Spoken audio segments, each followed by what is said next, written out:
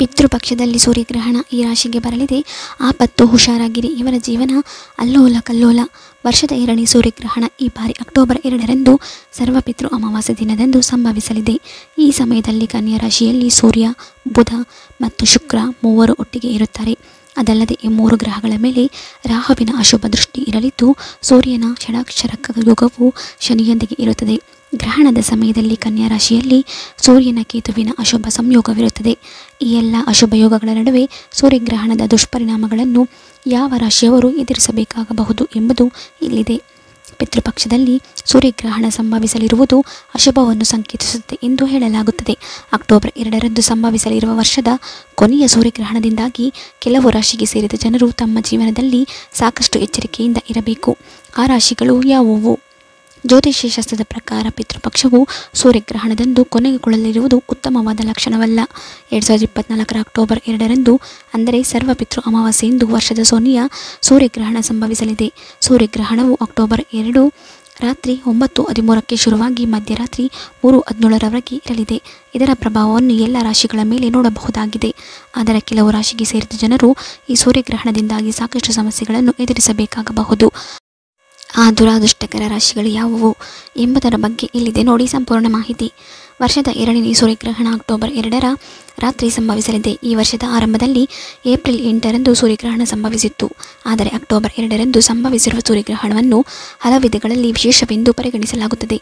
ಇದಕ್ಕೆ ಬಹುದೊಡ್ಡ ಕಾರಣವೆಂದರೆ ಈ ದಿನ ಸರ್ವಪಿತೃ ಅಮಾವಾಸ್ಯೆ. ಅಂತಹ ಪರಿಸ್ಥಿತಿಯಲ್ಲಿ ಈ ಸೂರ್ಯಗ್ರಹಣವು ಭಾರತದಲ್ಲಿ ಗೋಚರಿಸದಿದ್ದರೂ ಸರ್ವಪಿತೃ ಅಮಾವಾಸ್ಯೆಯೆಂದು ಪಿತೃಕರ್ಮವನ್ನು ಮಾಡುವ ಭಾರತೀಯರು ವಿಶೇಷವಾಗಿ ಗ್ರಹಣದ ನಿಯಮಗಳನ್ನು ಪಾಲಿಸಲೇಬೇಕು.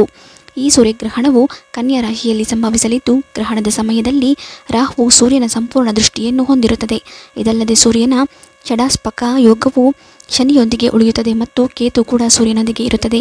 ಹಾಗಾಗಿ ವೃಶ್ಚಿಕ ರಾಶಿ ಸೇರಿದಂತೆ 5 ರಾಶಿಯವರಿಗೆ ವರ್ಷದ ಕೊನೆಯ ಸೂರ್ಯಗ್ರಹಣವು ತುಂಬ ಅಪಾಯಕಾರಿ ಎಂದು ಪರಿಗಣಿಸಲಾಗಿದೆ. ಅವರ ಜೀವನದಲ್ಲಿ ಏಕಾಏಕಿ ದುಂದುವೆಚ್ಚಗಳು ಹೆಚ್ಚಾಗಬಹುದು ಮತ್ತು ಅಪಘಾತಗಳಲ್ಲಿ ಗಾಯಗೊಳ್ಳುವ ಸಾಧ್ಯತೆಯೂ ಇದೆ.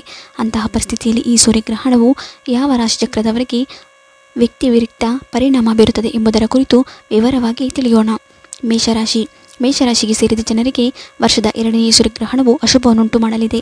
ಕೆಲಸವನ್ನು ಮಾಡುವ ಮೇಷರಾಶಿಗೆ ಸೇರಿದ ಜನರಿಗೆ ಈ ಸೂರ್ಯಗ್ರಹಣದಿಂದಾಗಿ ಒತ್ತಡ ಹೆಚ್ಚಾಗುವ ಸಂಭವವಿದೆ. ಹಾಗಾಗಿ ನೀವು ಈ ಅವಧಿಯಲ್ಲಿ ನಿಮ್ಮ ಕೋಪವನ್ನು ನಿಯಂತ್ರಿಸುವುದು ಮುಖ್ಯ. ಇಲ್ಲದಿದ್ದರೆ ನೀವು ಕೆಲಸವನ್ನು ಕಳೆದುಕೊಳ್ಳಬೇಕಾಗಬಹುದು. ಈ ಅವಧಿಯಲ್ಲಿ ಸಂಬಂಧಿಗಳಲ್ಲಿ ಏರಿಳಿತ ಅಥವಾ ತಪ್ಪು ತಿಳುವಳಿಕೆ ಉಂಟಾಗುವ ಸಂಭವ ಹೆಚ್ಚಿದೆ. ಹಾಗಾಗಿ ಎಚ್ಚರದಿಂದಿರಿ. ನಿಮ್ಮ ಮನೆಯ ಯಾವುದಾದರೂ ಸದಸ್ಯರಿಗೆ ಆರೋಗ್ಯ ಸಮಸ್ಯೆ ಕಾಡುವ ಸಂಭವವಿದೆ. ಆದ್ದರಿಂದ ಆರೋಗ್ಯಕ್ಕೆ ಸಂಬಂಧಿಸಿದಂತೆ ನೀವು ಈ ಅವಧಿಯಲ್ಲಿ ಸಾಕಷ್ಟು ಕಾಳಜಿಯನ್ನು ವಹಿಸುವುದು ಅವಶ್ಯಕ. ವರ್ಷದ ಕೊನೆಯ ಸೂರ್ಯಗ್ರಹಣವು ಮೇಷರಾಶಿಯ ಜನರಿಗೆ ಪ್ರತಿಕೂಲವಾಗಬಹುದು. ಪ್ರೇಮ ಬಂಧನದಲ್ಲಿರುವ ಯಾರಾದರೂ ಬೇರ್ಪಡುವ ಅಪಾಯದಲ್ಲಿರಬಹುದು. ನೀವು ಮದುವೆಯಾಗಲು ಯೋಚಿಸಿದ್ದರೆ ಈಗ ಅದನ್ನು ಮುಂದೂಡಿ ಮತ್ತು ಸರಿಯಾಗಿ ಯೋಚಿಸಿದ ನಂತರವೇ ನಿರ್ಧರಿಸಿ. ಉದ್ಯೋಗಿಗಳು ತಮ್ಮ ಒತ್ತಡ ಮತ್ತು ಕೋಪವನ್ನು ನಿಯಂತ್ರಿಸಬೇಕು. ಇಲ್ಲದಿದ್ದರೆ ನೀವು ನಿಮ್ಮ ಕೆಲಸವನ್ನು ಕಳೆದುಕೊಳ್ಳಬೇಕಾಗಬಹುದು. ಈ ಅವಧಿಯಲ್ಲಿ ನೀವು ಷೇರು ಮಾರುಕಟ್ಟೆಯಲ್ಲಿ ಹೂಡಿಕೆ ಮಾಡಬೇಡಿ. ಮೇಷರಾಶಿಯ ಜನರಿಗೆ ಸೂರ್ಯಗ್ರಹಣವು ನಿಮ್ಮ ಜೀವನದಲ್ಲಿ ನಕಾರಾತ್ಮಕ ಪರಿಣಾಮಗಳನ್ನು ಹೆಚ್ಚಿಸುತ್ತದೆ. ವ್ಯಾಪಾರ ವ್ಯವಹಾರದಲ್ಲಿ ಹಣಕಾಸಿನ ನಷ್ಟದ ಸಾಧ್ಯತೆ ಇದೆ ಮತ್ತು ಕೆಲವು ಕಾರಣಗಳಿಂದ ಅನಗತ್ಯ ವೆಚ್ಚಗಳು ಹೆಚ್ಚಾಗುವ ಸಾಧ್ಯತೆ ಇದೆ. ನೀವು ಕೆಲವು ಪಿತೂರುಗಳಿಗೆ ಬಲಿಯಾಗಬಹುದು. ಘರ್ಷಣೆಗಳಿಗೂ ಮತ್ತು ವಾದಗಳನ್ನು ತಪ್ಪಿಸಿ ಮತ್ತು ಹೆಚ್ಚಿನ ವೇಗದಲ್ಲಿ ಚಾಲನೆ ಮಾಡುವುದನ್ನು ಮತ್ತು ಜನನಿದ ಪ್ರದೇಶಗಳಲ್ಲಿ ಹೋಗುವುದನ್ನು ತಪ್ಪಿಸಿ. ಕಚೇರಿಯಲ್ಲಿ ನಿಮ್ಮ ಎದುರಾಳಿಗಳೊಂದಿಗೆ ಸ್ವಲ್ಪ ಎಚ್ಚರಿಕೆಯಿಂದ ಕೆಲಸ ಮಾಡಿ. ಇಲ್ಲದಿದ್ದರೆ ನಿಮ್ಮ ವಿರುದ್ಧ ದೊಡ್ಡ ಷಡ್ಯಂತ್ರವನ್ನು ರೂಪಿಸಬಹುದು. ಮಿಥುನ ರಾಶಿ ವರ್ಷದ ಕೊನೆಯ ಸೂರ್ಯಗ್ರಹಣದ ಅಶುಭ ಪ್ರಭಾವವನ್ನು ಮಿಥುನ ರಾಶಿಗೆ ಸೇರಿದ ಜನರ ಮೇಲೆ ನೋಡಬಹುದಾಗಿದೆ. ಹಾಗಾಗಿ ಈ ರಾಶಿಗೆ ಸೇರಿದ ಜನರು ತಮ್ಮ ಆರೋಗ್ಯದ ಬಗ್ಗೆ ಹೆಚ್ಚಿನ ಗಮನವನ್ನು ಹರಿಸಬೇಕು. ಇಲ್ಲದಿದ್ದರೆ ಆರೋಗ್ಯ ಸಮಸ್ಯೆ ನಿಮ್ಮನ್ನು ಕಾಡುವ ಸಂಭವವಿದೆ. ಈ ಅವಧಿಯಲ್ಲಿ ಮಿಥುನ ರಾಶಿಗೆ ಸೇರಿದ ಜನರು ಅಪ್ಪಿತಪ್ಪಿಯೂ ಹೂಡಿಕೆ ಮಾಡುವುದನ್ನು ತಪ್ಪಿಸಬೇಕು. ಇಲ್ಲದಿದ್ದರೆ ಧನಹಾನಿ ಆಗುವ ಸಂಭವ ಹೆಚ್ಚಾಗಿದೆ. ವರ್ಷದ ಕೊನೆಯ ಸೂರ್ಯಗ್ರಹಣ ಸಮಯದಲ್ಲಿ ಸಂಬಂಧದಲ್ಲಿ ತಪ್ಪು ತಿಳುವಳಿಕೆ ಉಂಟಾಗಬಹುದು. ಹಾಗಾಗಿ ನಿಮ್ಮ ಮಾತಿನ ಮೇಲೆ ನಿಯಂತ್ರಣವಿರುವುದು ಅತಿ ಮುಖ್ಯ.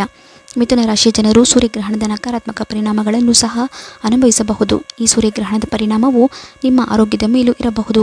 ಆಹಾರದ ಬಗ್ಗೆ ವಿಶೇಷ ಗಮನ ಹರಿಸಬೇಕು. ನಿಮ್ಮ ದಾಂಪತ್ಯದಲ್ಲಿ ಉದ್ವಿಗ್ನತೆ ಉಂಟಾಗಬಹುದು. ಇತರ ಜನರ ಸಲಹೆಯ ಆಧಾರದ ಮೇಲೆ ದೊಡ್ಡ ಹೂಡಿಕೆಯನ್ನು ಮಾಡಬೇಡಿ. ನೀವು ನಷ್ಟವನ್ನು ಅನುಭವಿಸಬಹುದು. ನಿಮ್ಮ ಕೋಪ ಮತ್ತು ನಡವಳಿಕೆಯ ನಿಯಂತ್ರಿಸಿ. ಮಿಥುನ ರಾಶಿಯ ಜನರು ಸೂರ್ಯಗ್ರಹಣದ ನಕಾರಾತ್ಮಕ ಪರಿಣಾಮಗಳನ್ನು ಅನುಭವಿಸಬಹುದು. ಈ ಸೂರ್ಯಗ್ರಹಣದ ಪರಿಣಾಮವು ನಿಮ್ಮ ಆರೋಗ್ಯದ ಮೇಲೂ ಇರಬಹುದು. ಆಹಾರದ ಬಗ್ಗೆ ವಿಶೇಷ ಗಮನ ಹರಿಸಬೇಕು. ನಿಮ್ಮ ದಾಂಪತ್ಯದಲ್ಲಿ ಮನಸ್ತಾಪ ಉಂಟಾಗಬಹುದು. ಇತರ ಜನರ ಸಲಹೆ ಆಧಾರದ ಮೇಲೆ ದೊಡ್ಡ ಹೂಡಿಕೆಯನ್ನು ಮಾಡಬೇಡಿ. ನೀವು ನಷ್ಟವನ್ನು ಅನುಭವಿಸಬಹುದು. ನಿಮ್ಮ ಕೋಪ ಮತ್ತು ನಡವಳಿಕೆಯನ್ನು ನಿಯಂತ್ರಿಸಿ. ನಿಮ್ಮ ಆರೋಗ್ಯವು ಇದ್ದಕ್ಕಿದ್ದಂತೆ ಹದಗೆಡಬಹುದು ಮತ್ತು ನಿಮ್ಮ ಜೀವನದಲ್ಲಿ ಆರ್ಥಿಕ ಸಮಸ್ಯೆಗಳು ಹೆಚ್ಚಾಗಬಹುದು. ನಿಮ್ಮ ಮುಗಿದ ಕೆಲಸದಲ್ಲಿ ಹಠಾತ್ ಅಡೆತಡೆಗಳು ಉಂಟಾಗಬಹುದು ಮತ್ತು ನಿಮ್ಮ ಕೆಲಸವು ಹಾಳಾಗಬಹುದು. ಅನಗತ್ಯ ವಾದಗಳು ಕಾನೂನು ಪ್ರಕರಣಗಳಿಗೆ ಮತ್ತು ದಂಡಕ್ಕೆ ಕಾರಣವಾಗಬಹುದು. ನಿಮ್ಮ ವಿರೋಧಿಗಳಿಂದ ನೀವು ಅವಮಾನ ಮತ್ತು ಸೋಲನ್ನು ಎದುರಿಸಬೇಕಾಗಬಹುದು. ನಿಮ್ಮ ಆರೋಗ್ಯವನ್ನು ನೋಡಿಕೊಳ್ಳಿ. ನೀವು ಇದ್ದಕ್ಕಿದ್ದಂತೆ ಕೆಲವು ಅನಾರೋಗ್ಯದಿಂದ ಬಳಲಬಹುದು. ನಿಮ್ಮ ಪ್ರೀತಿಯ ಜೀವನದಲ್ಲಿ ನೀವು ಇದ್ದಕ್ಕಿದ್ದಂತೆ ಪ್ರತಿಕೂಲ ಸಂಬಂಧಗಳನ್ನು ಎದುರಿಸಬೇಕಾಗಬಹುದು. ಕಟಕ ರಾಶಿ.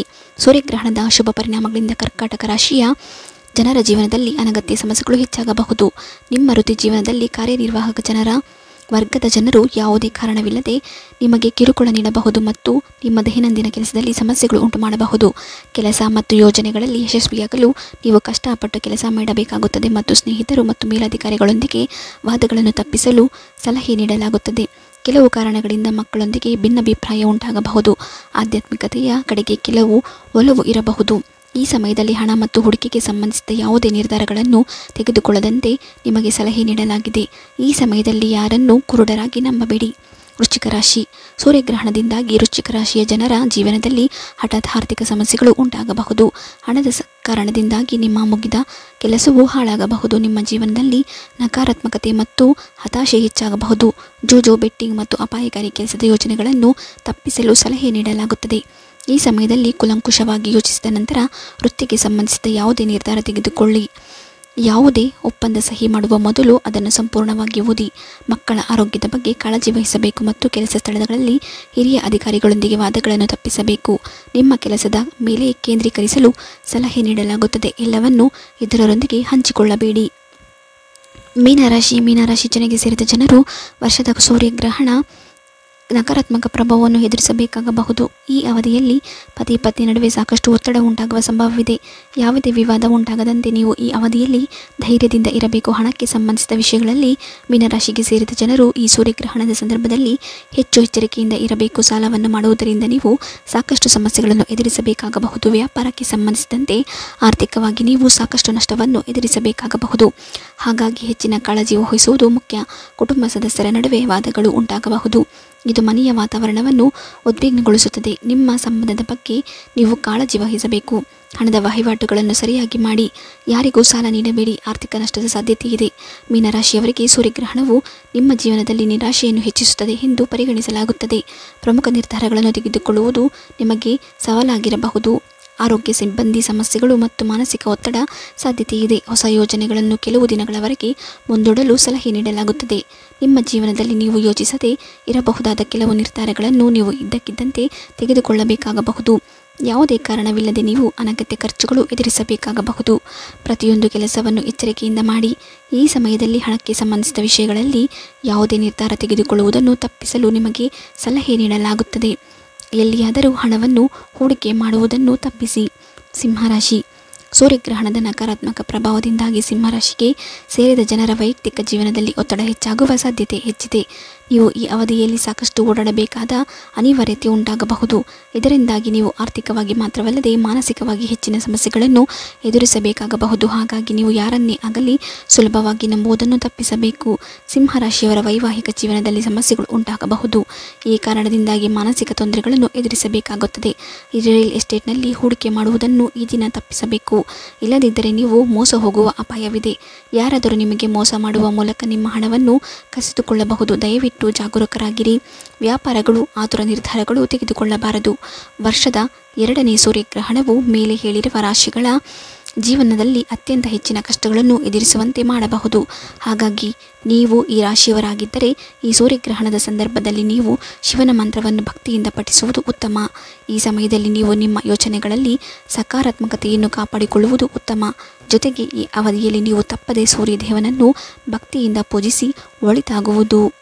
ವಿಡಿಯೋ ಇಷ್ಟ ಆದರೆ ಲೈಕ್ ಮಾಡಿ, ಶೇರ್ ಮಾಡಿ, ನಮ್ಮ ಚಾನಲ್ ಸಬ್ಸ್ಕ್ರೈಬ್ ಮಾಡಿ. ಮುಂದಿನ ವಿಡಿಯೋದೊಂದಿಗೆ ಭೇಟಿಯಾಗೋಣ. ಧನ್ಯವಾದಗಳು.